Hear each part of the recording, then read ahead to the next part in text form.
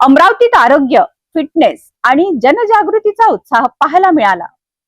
मृद व जलसंधारण विभागाच्या वतीने पंचवटी चौकातील शारीरिक शिक्षण मैदानातून भव्य वॉकथॉन स्पर्धेचे आयोजन करण्यात आले। विभागीय आयुक्त नयना गुंडे यांच्या हस्ते हिरवी झेंडी दाखवत या वॉकथॉनला सुरुवात करण्यात आली।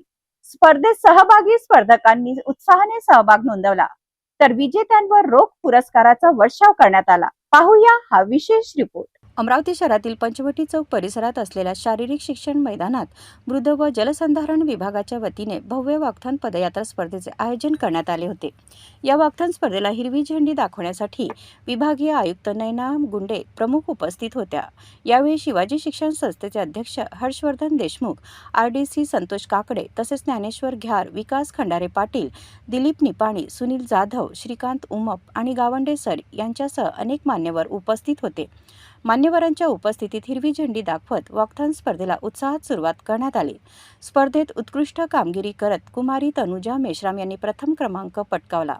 त्यांना 25,000 रुपयाचा रोख पुरस्कार प्रदान करण्यात आला असून तर कुमारी कस्तुरी बहुरूपी यांना द्वितीय क्रमांक पटकावत 15,000 रुपयाचा रोख पुरस्कार देण्यात आला। स्पर्धेतील तृतीय क्रमांकाचा मानकरी ठरला आयुष मुंडे, ज्याला 10,000 रुपयाचा रोख पुरस्कार प्रदान करण्यात आला। याशिवाय उत्कृष्ट सहभागासाठी प्रत्येकी 3,000 रुपयाचे प्रोत्साहन पुरस्कार देण्यात आले। या पुरस्काराचे मानकरी ठरले अविनाश सावरकर, प्रचिती पाटील, खुशी ननखार, विजय केनोई, आचल वानखडे, अंजू काजदेकर, राजू मुंडे यांच्यासह इतर सहभागी। स्पर्धेदरम्यान लकी ड्रॉच्या माध्यमातूनही विजेत्यांची घोषणा करण्यात आली, त्यामुळे सहभागीचा उत्साह आणखीन वाढला। ही वॉकथॉन स्पर्धा यशस्वी करण्यासाठी मृद व जलसंधारण विभागातील सर्व उप अभियंते, कनिष्ठ अभियंते, कर्मचारी तसेच जिल्हा परिषद लघु पाटबंधारे अमरावतीच्या कर्मचारी वृंदाने परिश्रम घेतले। वॉकथॉनच्या माध्यमातून जनजागृती, पाण्याच्या संदर्भात, पाण्याचे महत्त्व या संदर्भात त्यांनी पाण्यातला कसं जपता येईल हे पाणी आपलं जे आहे हे भविष्याच्या आपल्या पुढच्या पिढीचं धरोहर आपल्याकडे आहे आणि त्यामुळे त्याची जपणूक करण्याची जबाबदारी आपल्या सर्वांवर आहे। ती जागृती करण्याच्या दृष्टीनं हे वॉकथॉन आयोजित केलं। आयोजकांचं मी या संदर्भात अभिनंदन करतो, शुभेच्छा देतो। नागरिकांना काय म्हणणार की आज पाणी अडवण्याची गरज काय आहे आणि पाणी कसं अडवायला पाहिजे यावर काय म्हणणार? ज्या माध्यमातून आपल्याला पाणी अडवता येईल त्या माध्यमातून पाणी अडवलं पाहिजे। आता शहरांमध्ये पाणी अडवणं कठीण आहे। सिमेंटचे तुमचे रस्ते झाले, सिमेंटचा रस्ता हा एक फार मोठं नुकसान, म्हणजे याच्यामुळं पाणीही जिरत नाही आणि आता जिकडे तिकडे मागणी सिमेंटची आहे, त्यामुळे काही बोलणंही जरा कठीणच आहे त्याच्यावर।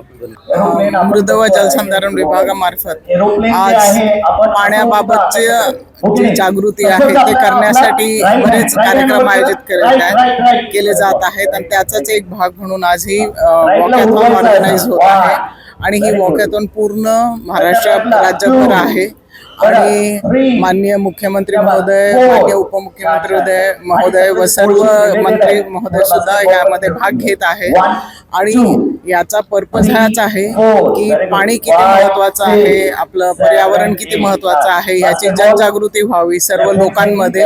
आपल्याला माहित आहे एल निनोमुळे सुद्धा क्लायमेटवर खूप इफेक्ट झालेला आहे। आताच आपण बघतोय की पाऊस जो आहे हा अनियमित झालेला आहे आणि पाऊस मध्येच येतो, परत बरेच दिवस पाऊस येत नाही। आतापर्यंत आपल्या विभागात फक्त 50% धरणं भरलेली आहेत। पावसाची खूप आवश्यकता आहे, त्यामुळे पाण्याचं काय महत्त्व आहे हे सर्व लोकांमध्ये जागृती करण्यासाठी हा उपक्रम आहे। नमस्कार सर्वांना। आज माझं नाव वृंदा शरदचंद्र देशमुख आणि महाराष्ट्र शासनाने आज हा सुंदर उपक्रम राबवलेला आहे। याच्या अंतर्गत आपल्याला असं बघायचं आहे सगळ्यांना की सेव्ह ऑइल आणि सेव्ह वॉटर ही सगळ्यांची जबाबदारी आहे आजच्या युगामध्ये। असं नाही आहे की शासन एखादा उपक्रम राबवेल आणि मगच तो आपल्याला करायचा आहे। ही प्रत्येक व्यक्तीने स्वतःची जबाबदारी म्हणून जर पार पाडलं तर आपली जी येणारी पिढी आहे पुढे त्यांच्यासाठी हे सगळं खूप सुलभ आणि सुकर होऊन जाईल. म्हणून सगळ्यांनी पार्टिसिपेट करा. काय म्हणतात? मी वर्षा विठ्ठलराव कडू. मी गव्हर्नमेंट पॉलिटेक्निकला लेक्चरर आहे आणि माझा हा सब्जेक्टच आहे इरिगेशन, म्हणजे मी वॉटर रिसोर्स इंजिनिअरिंग हा सब्जेक्ट शिकवते. तर त्यामध्ये असंच प्रत्येक विद्यार्थ्यांना सांगते की आज पाण्याची खूप आपल्याला गरज आहे आणि त्यामुळे तो म्हणजे एक एक थेंब आपल्याला पाणी वाचवायलाच पाहिजे. पुढे आपल्याला पाणी मिळेल की नाही मिळेल पुढच्या पिढीला, त्याच्यामुळे आजपासून जर आपण सुरुवात केली तर खूपच चांगलं.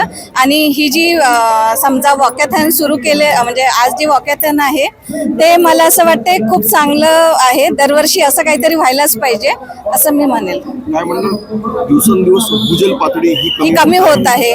त्यासाठी आता नागरिकांनी काय पाऊल उचलायचं? आता कसं नागरिकांनी एक तर आपल्या घरापासूनच सुरुवात करायला पाहिजे. आपल्याकडे नळाचे लिकेज असतात ते तर त्यांनी दुरुस्त करायला पाहिजे.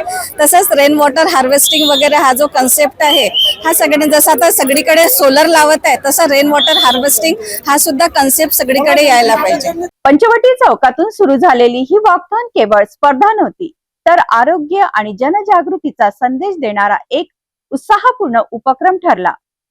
विजेत्यांना रोख पुरस्कार, सहभागींसाठी प्रोत्साहन आणि लकी ड्रॉच्या माध्यमातून वाढलेला उत्साह अशा वातावरणात अमरावतीतील ही भव्य वॉकथॉन स्पर्धा यशस्वीपणे पार पडली.